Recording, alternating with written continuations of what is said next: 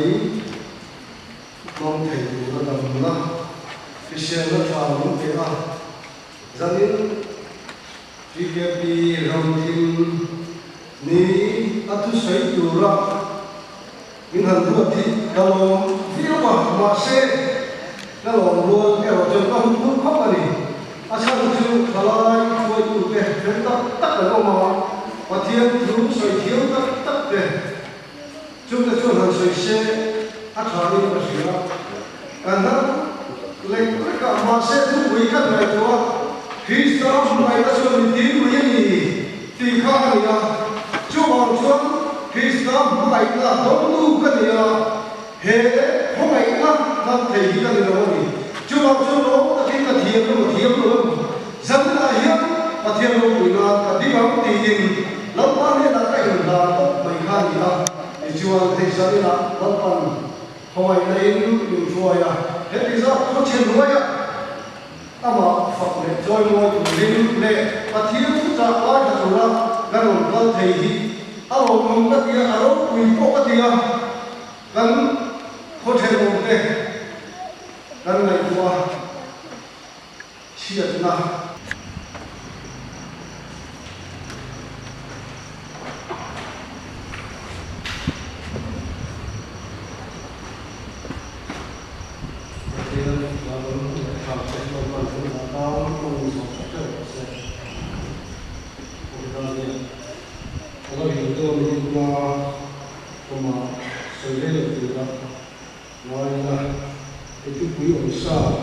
Kristus không phải là sự đi người anh thì anh nhau itu budi kata seni ngani lalu maya lalu ajian ajian kawaina orang Kristus kawaina jantin thafil tura tirko pola testimoni soi tura kan lalu buat saya kehi kalau kok mereka nunggu apa kok mai tirko pola nung kan zil coba lalu apa kalau mimpi di nanti lalu apa ke kalau mimpi di nanti apa yang kamu maya lalu macam sudah apa ni orang ni kita kalau mama saya Kristus orang yang cuma ditimui ani ati tat avangin ju komaina Kristus mengaina janjin cha filura pathianin atir tachu tirko pola hian aron pol chuak ania ju komaina dong tu chu ke po kan ya sangira hian ju komaina dong tu vek chu kan ni tamu chu wang chuan janjin cha filturin kan bo sek sia kha apoi mo khop ani thiên thứ năng lai thảo hóa orin thon nei na bunga chang som ali atala cha som la akan thian mai go na ni tu jual o atom na ani khom tom na la tu kha Christian lalu satu somla pakona kafe lu Kristus ni kan ni itu dikha dijuni kan salah dijual lapan tu try kan ni orang kan tu try lah dijual kan tu kan itu mai dua ni aku tak ada mungkin nak kan jenis kan hom kan tu kan tu zai kan tu kan kalau kita teknak tu dia oh katian tu katian orang kan kami cakap katian mai dijual kalau saya tahu, Allah tu dah nasib saya siap tu orang orang mereka itu ke dah dia tak ada mana, orang orang mana bunga dah sombari sombonga Kristus mulai kacuan mesti ani hati hilang kan lagi tua ni zong ti ayin ni pakat atia chú vangin mi song chu an thi ani ati mi song chu an thi ani ati hi ama khop mai don tin an te chu an mani ta an nun to lova an thi aya thi thole ta chu an nun to so ka tu lin ani mi song thi ayin ati ni con kan sa ta ma mi som sak thel ko se ki tong ta ya phong ai na min en ko la min kai soya zamina hian la pa min thing lo te thinga min poma phong ai na tan tin tha krista ma mai ta chuan min tin lui ani ti thu pui then la pa sai tu ra ti ke pi te ram thin ni hun mak tu ra la pa i noi cha ma di thai tu ra phong ai na min suaya wangin ine la lo du ko ro thil cheni zamina hian la pa he sa ni thing chia ta ani kamong lo ba ko kalaman mai lo thil ani a la pa krista ma mai na chuan min tin lui ani ti tu cha sai tu ra phong ai na min suaya hian lo du ko sai rolin zamina tu cha sai tu ra ka in bo sai la hi a vei tham ko mai tir ko ko la chan chin na kan sil ko ani a tir ko ko la in pe na te ka mai tu la pa zamina hian enge mo ka ni le enge ka sai ve ti te ka rin mo mani wa se krista ma mai na chuan ti lui awangin zamina hin ka thiam mo i lo ina tu na la pa ka in bo sai la hi mal so ni lo om se la ke ma ta la pa rin ta ko chan chin chape tu ra pe thak mal min pe ti tu ani thena tu rin khoi takin mal min som sa tu rin le zamina helai hun mak tu te ko hian la pa he thu pui kan nai kha ka chawa pe khat malam pang min pe ti tu chan chin tha rin ta ko ma pen khat min pe ti tu ani thena tu rin khoi takin mal min som sa pula kan ti di lo tam tak te ro chu min ngai dam le tu rin min ma mai ko la ni so krista min chu chu karon ding le amen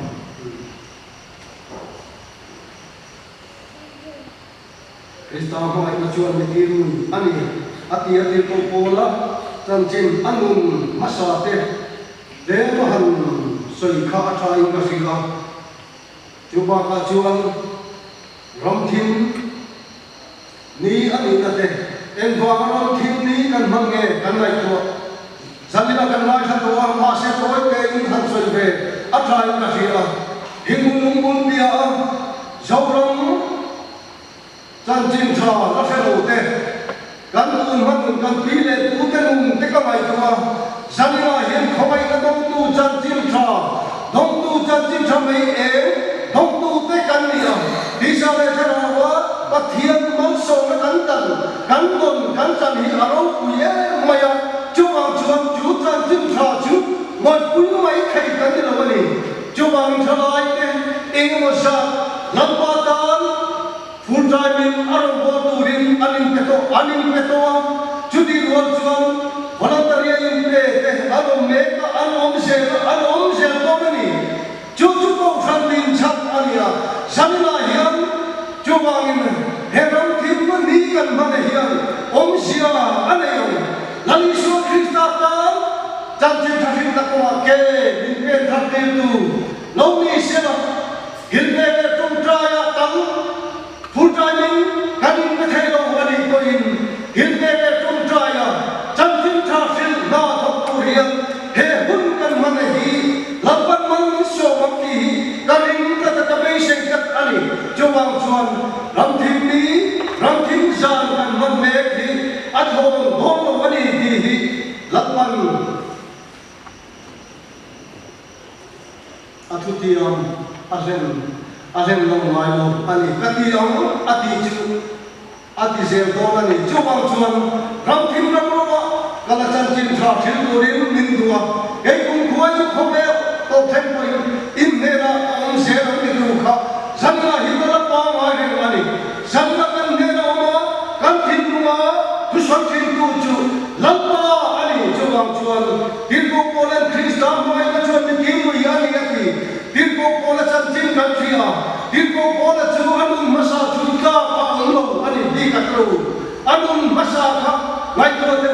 ke aya mai ko na sen tak zo ni zamina ya in mai ko na kha ai ko te ai zo ni thon zamina ya in mai ko na ai zo ma na ka bung ni thon in mai ko na ka bung ma na tin ko pola chan chin te a background te a han mai ko na te tin ko pola kha ko phram ti du da ni ti na Jerusalem ya che vela ritu ne ti du da kom bun ti na ta ina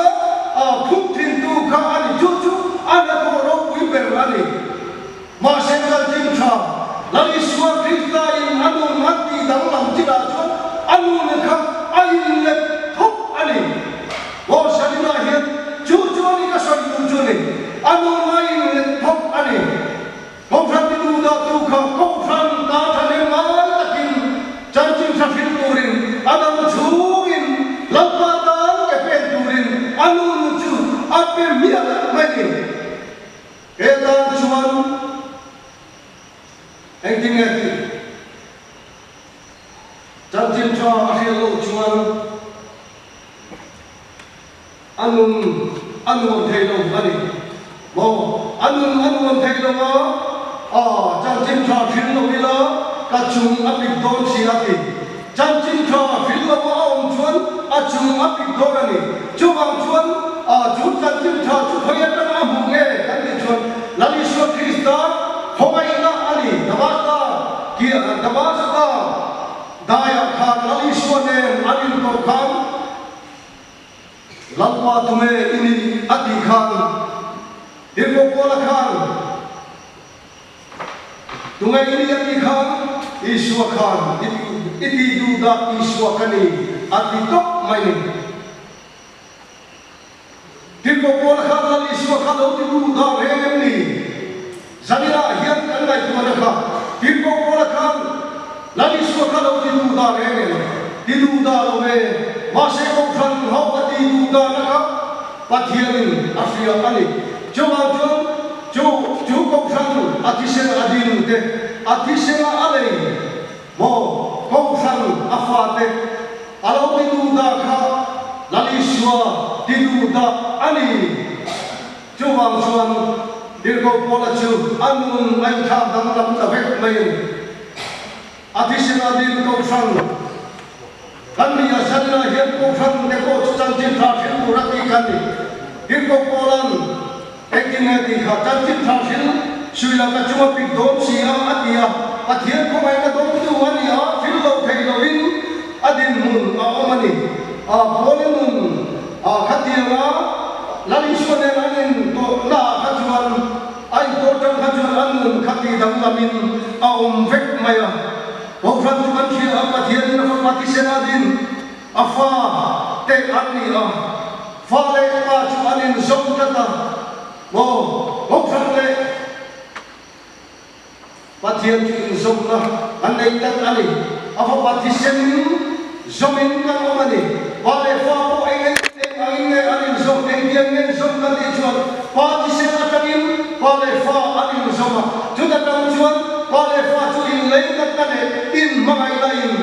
an in tuam tu ani chu tiam chia chuan ho phan ko chu pathian fa ani a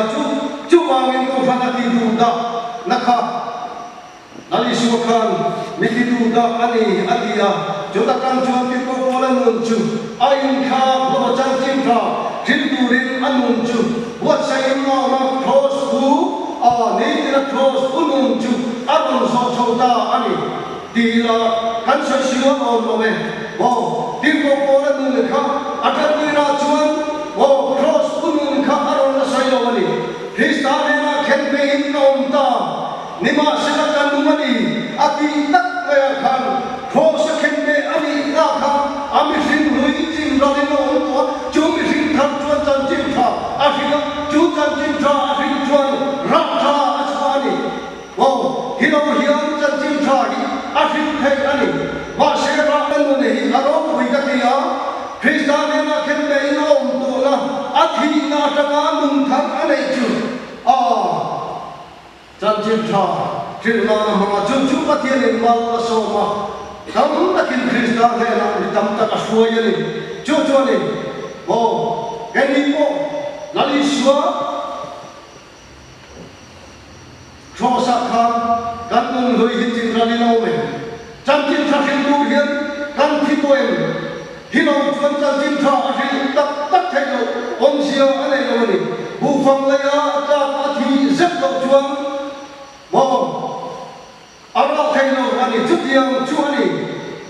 te ko pola chu ara tam tak seng tu de lo samira hian ka ri wa thim tam tak ko ma tin ko pola na ta na ke ma nu ta in chu hian soita po kaman ni lo em ka ti wa se krista ma mai ka chuan mit hin lu yani ati ang khan sanga hin te ko chu khoi dom tu ka ni ya chu ba chu khoi ka chan chim tha chu se lo ne na puang na ra fil tu ka ni chu ba chuan hin ko pola na tang hin se tu tam tak a omani krista ma mai na alun chiang ami sing lui ko chu chin ralin krista ma lo khen be a oma chu chuan mi sing lui ze chia mi sing lui chia ze chia zong zong tu a ate wali tram ma sia na te kha krista Isua chuan hi sanin na to chuwang chuan ama ko chu khobe tan khen be nom ta ati miak me khobe hian anun ati moi to lo ani ama cross kan ama khobe la tia khobe la hum chana ama cross lali su krista cross lo chu ka chuan lo tu sia mai chu ati cross chu kan tin tha chuani bir ko la hian pathian ko mai la dong tu ani a chan tin tha tin ko ma ko angor ka tu ber ani krista mai la chu ani a chu ba ka krista mai na dong na sak chuan rong ho lo thei lo din muna adin tira ni tu ko krista ko mai na andon chuan ni piang thang chan tin tha tin tu lo tu ba an lo ani tu ni piang thang tin khang lai puate khana to ui vei ka san sia ka chu ani Zoram Christian itu, janjin trawa dia na anom khan, mo janjin trawa filterin, ramtin perluwa kempena, cumi tenung si cuan sadina hingga thalai, ini masak ancuak, mereka ancuak siapa ni cuang cuan, Kristen mereka cuan tipu yang ni lagi, kita mana soal itu lah, kalau boleh, lalu semua Kristen pula, arwah pun hilang di bawah pola hilang. Kini ko ke kan ke koi mo ali Krista mai ko chuan ni kirui ali ati chantin tra thillo ka chu thil dang ti ku ale ko lo ma chantin tra lo ka chu anuna a thil dang mai ku thei mai ku ale ko lo ti la kan soi su lo mai thil dong chu ri la mu tu a ma chu enge kan ti chuan pathian mai na kha chantin tra khan athil lung churi la amuta chu sai lo thei lo bin a ma po chu lo thei lo bin hi ram ma po ma se la li sotan rinong takin chantin tra kha asil ani jowang chuan la li sotan anung song apea sanna helala ka phong te po hi engangin ne lali suhikan mai vele khosi angin kan mu vele ti te po kha ngai ko tham a omin ka hia khosa khan enge kan mu lali suhe kan mu ang wase ko la chuan lali suhe mai kha ani lo khetle ani te lo ta ka amutat ani lali suhe cross lali suhe be cross kha kan mu nahi mai ko thiam tu hetiam me dino pulo palta se lali suai kan hai alamin le lali suai diam a sam se ke dino ta se lali suai kan huna hiam kan hai mai ang le ti ke ko kan so na ti hom thai ani ma se hai le mo em phang le kan haya lau pa me chua pho ne va ti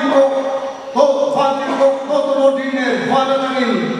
alo tal don si a atia chuwang chuan hai kan do lo lu ko de ko lo ni se kan hai lo helaya a calendar an siap ali so khame mun dei sam se ko ang hi adilo mai thai ma se lo man huna chuan kan hai lo na to chuan a thong ne pha ti to chung be ko de alo kan thong na ni chuwang chuan min ti ko de chu an thong ke ni mun na mo ma te hi sen chawin kan mai ko na ni chu chan chin tha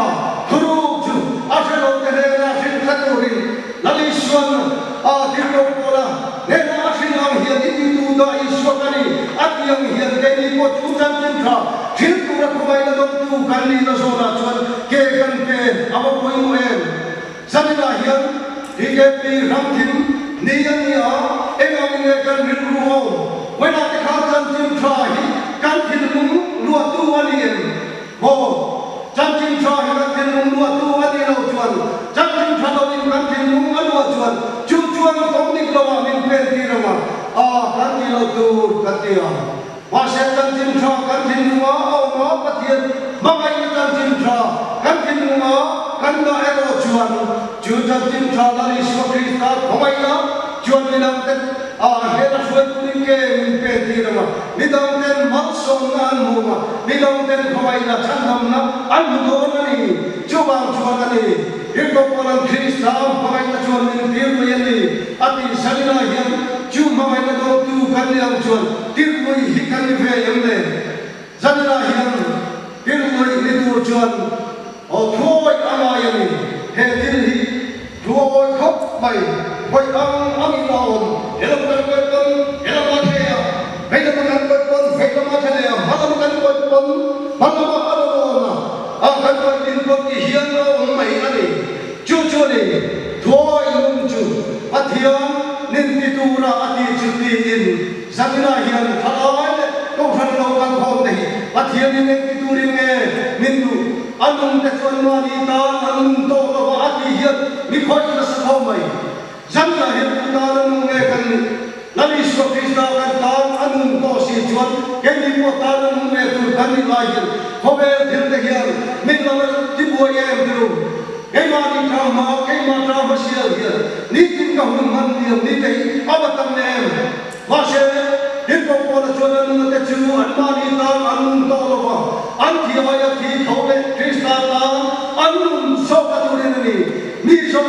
thì ai là thì này thì Hallelujah Amen mi sâu thì ai thì chú anh ông cô chúa cả cái này cần thì chân lấy bộ cần siết cái đến ru khơi ngay em rồi Ati chan kan fa thi te kan la thi chan te awang lo em Lalishwar Krishna tan hian kan mun Lalishwar Krishna tan hian kan thi chan te ko hi siap se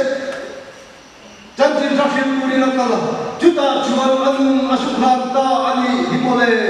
bi se chona varo wi do em tro chuwang chuan chan chin ra hi kan moi pui ber tur ani Chantin Prahindar Hikandi tu Rania Full time ken kathelo ani pon hilpe kin Chantin Pra kan phil thayani Juba chutuk tra in Chantin Pra kan phil thayani tru chu kan pathian kan bringdam te pathian kan bungdam te ain chello afia lo pani Juba chuan hirko polan ni in ka thithi yam chillam pani katan ta lani Uralu mana kain bolo, amaro tu thil pakhat ka thiche, dong ma thilo tu thai hilin, mala ma thilo tu balin, Krishna Yeshua chungam ko chan, loman hudurin, hiam chinam chukapal ta ali ati, zanna hiam chu khomai na dong tu de hiam chinam pada, Krishna tam ke pendurin, tirko pola rathanin mai na chuan, Krishna bai na chuan ni dia, min som nahi, homat chu Lalishwar Krishna tan kandam churi mo te hi bapturin sanina ron thom song te Lalishwar Krishna ningin kan som churi lapan kan jatan Lalishwar sakthau se